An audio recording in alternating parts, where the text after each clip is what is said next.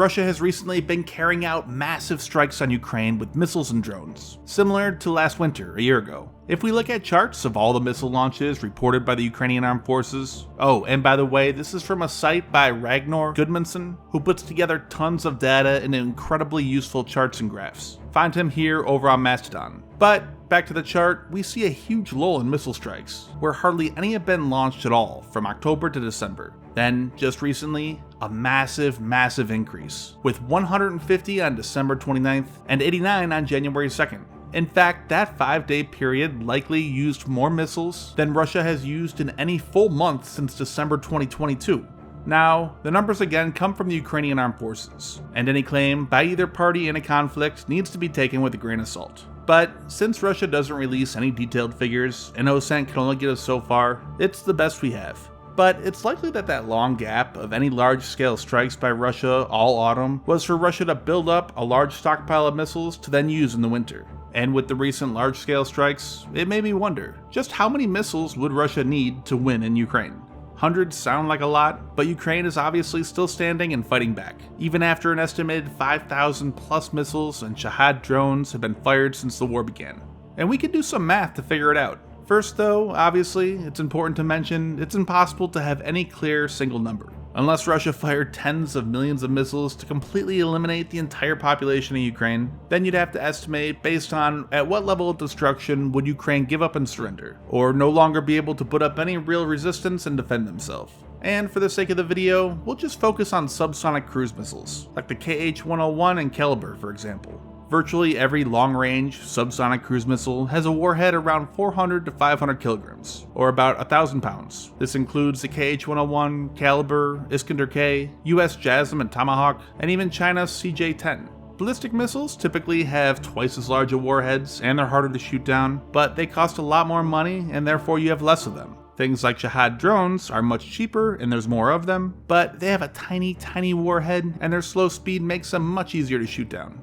So, the subsonic cruise missile is in the middle, and it makes a good average weapon to use to calculate the number needed. So, to do this, we have to consider everything Russia might need to target and destroy. They must identify candidate targets, determine whether it's worth striking, and what impact it have on the enemy's ability to fight. Now, this is obviously difficult and complex. Targets could be individual systems, installations, warehouses and complexes, or entire geographical areas, and so on. They're often broken down into 3 categories: strategic, operational, and tactical. For simplicity's sake, we'll just look at strategic and operational, those things that will help win the larger campaign or overall war. Not tactical, which would include every last soldier or vehicle, or even every company or battalion HQ and command, observation post, etc. The first big one, airbases. It shut down Ukraine's remaining air force, launching those Storm Shadow missiles that have been wreaking havoc on Crimea and Russia's navy. But for our number, we need to know how many there are. Ukraine has 19 air bases in the region it still controls, but we also have to count every civilian airport as well, as Ukraine is known to have been using them, since no commercial airlines are still flying, and doing so allows them to keep Russia guessing as where they might be operating from. We can ignore helicopter bases and small civilian craft fields that have inadequate runways and facilities. So if we use a map of Ukraine, and then cut out the area that Russia controls, plus roughly 50 kilometers away from the border so that they're out of range of artillery and drones, and use OpenMap, and that gives us 32. That plus the 19 military air bases is 51. Now air bases make for complex targets. You could hit the runways, but those could be quickly patched up. You could target the aircraft, but they could move in the time that it takes for your missile to get there, and it doesn't put the airbase out of commission at all. If you want to put it out of service long term, the typical tactic has been to destroy fuel depots, ammo bunkers, and maybe command and air traffic control. And that's exactly what the US did in 2017 in Shahed Air Base in Syria. 59 Tomahawks were launched at the base. Syria and Russia were quick to release videos to try to show that the base was fine and aircraft could take off and land. However, with no fuel or ammo, the base was crippled long term and it hasn't been used for years. But if we use that as an indicator, then 59 missiles per each airport means about 3,600. Now that's not counting highways Ukraine has been using to take off and land from, which help further disperse their aircraft and hide from Russian attacks, but that would be an incredibly difficult number to estimate. Also, it doesn't include how many will be shot down by air defense, but we will get to that later. Next is command and control, bunkers, military communications, and the entire line of command and their headquarters and facilities all the way down the line. And this can be an absolutely massive number. In planning for the 2003 US invasion of Iraq, there were 50,000 potential military targets to examine. Now, that was narrowed way down as they looked through them and sorted through to find out which ones were important or even still operational. But the US fired some 800 plus Tomahawks and dropped some 25,550 bombs, of which roughly 9% were against these type of strategic targets in this category. So that's not counting air bases or power plants or industry or anything else. That's roughly 2,400 weapons used. So we'll just use that number as the same for Ukraine. Next is the military industries building weapons. Ukraine doesn't have that many, as a large percentage of their new weapons and ammo come from other countries. But there are still some 10 factories that are still likely producing weapons. There's also likely many more smaller and dispersed ones, such as those building naval drones and FPV drones. But these old, large, Soviet, sprawling plants make for difficult targets again, due to their size. To cause anything more than minor and cosmetic damage that can easily be repaired, they could require 20 missiles each. While it's not exactly the same type of target, the US launched 76 different Tomahawk and JASSM cruise missiles at the Barzeh Research Center in Syria in 2018. The large number was likely due in part to the potential Russia might try to shoot some down, but it still shows large structures can require a large number of weapons. So those, plus maybe 50 smaller factories with 5 missiles each, give us a total of 450. Then we get into the more blurred lines of dual-use infrastructure, used by both military and civilians, and could be potentially considered violations of the law of war. Power plants, for example, which might provide power to a military base, but also the surrounding town and civilian population. Also things like bridges, TV, radio, and other communication infrastructure, and so on. But for the sake of being thorough, and since Russia has struck things like power plants and bridges, we're going to include them. As for power plants, Ukraine has about 25 nuclear, hydroelectric, and thermal total with a capacity of 250 megawatts or more. Now obviously the 3 operational nuclear power plants would be tricky to disable without causing an international incident, but let's say it can be done for argument's sake.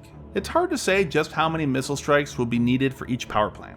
In October of 2022, Russia launched at least 3, possibly more, Kh0191s at the TETS-5 plant in Kyiv.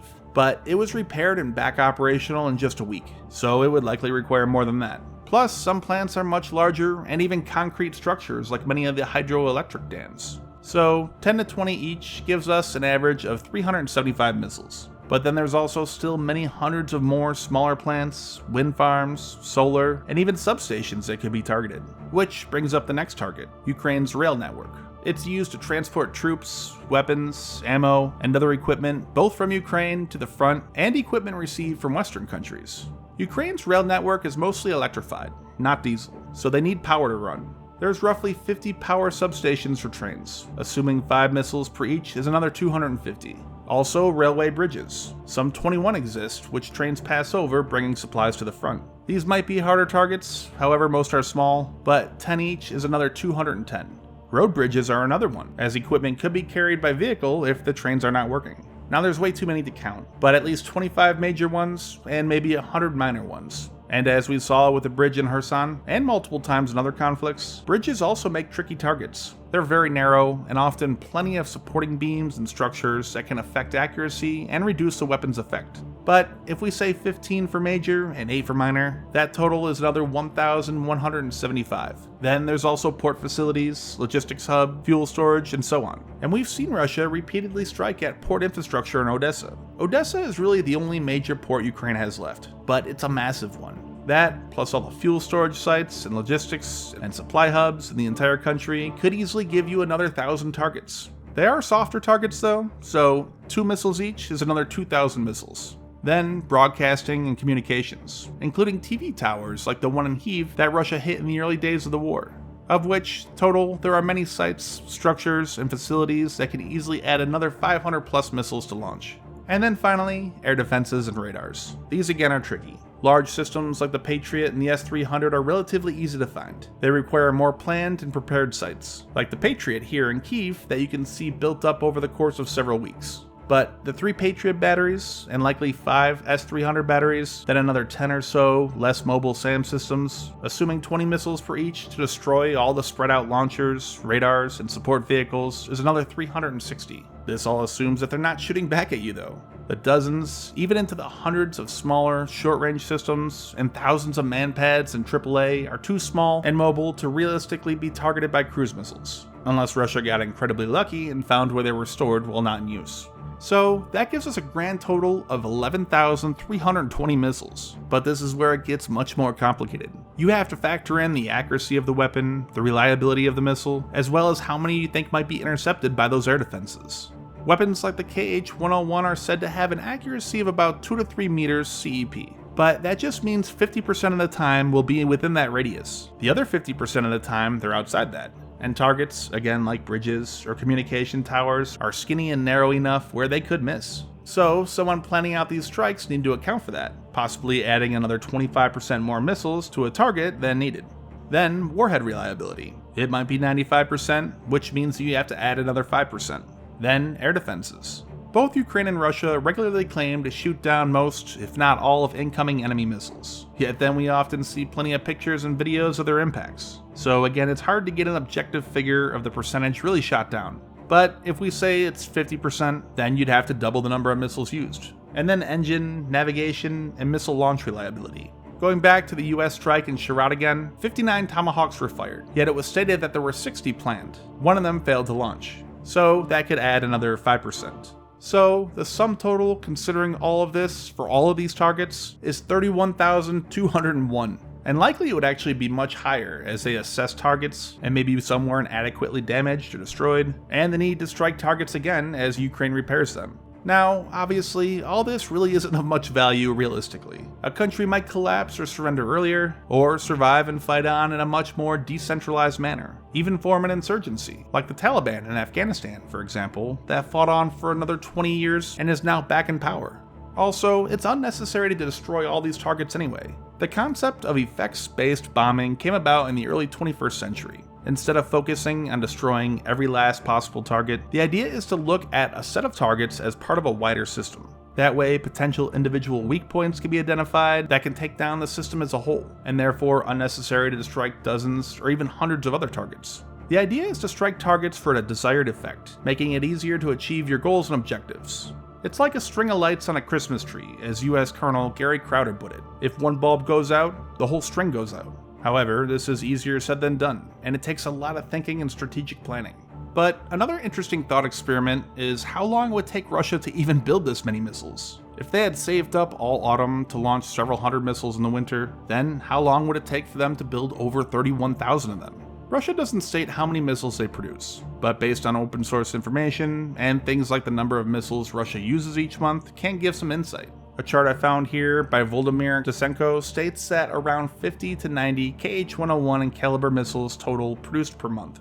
Now, assuming that's right, it would take roughly 30 to 50 years to build that many. For comparison, the US has only built a total of 8,974 Tomahawk cruise missiles in the 40 years that it's been in service, and 9,587 JASSMs in the last 25 years. Now Russia has been receiving long-range strike weapons from Iran, and now even North Korea reportedly, but them included have nowhere near the stockpile or production ability to reach that number anytime soon.